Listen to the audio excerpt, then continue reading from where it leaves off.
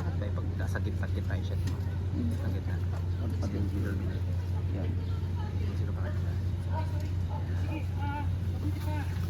Pagmuli na tayo. Bababa kita doon sa Mercado tapos ikaw na bahalang. Ako na bahalang magligaw sa kanila. Bubugit ka nila! Kung mahabol nila ako.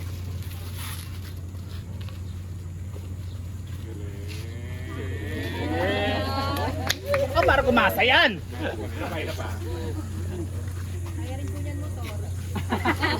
On the spot po ako natuto. One more.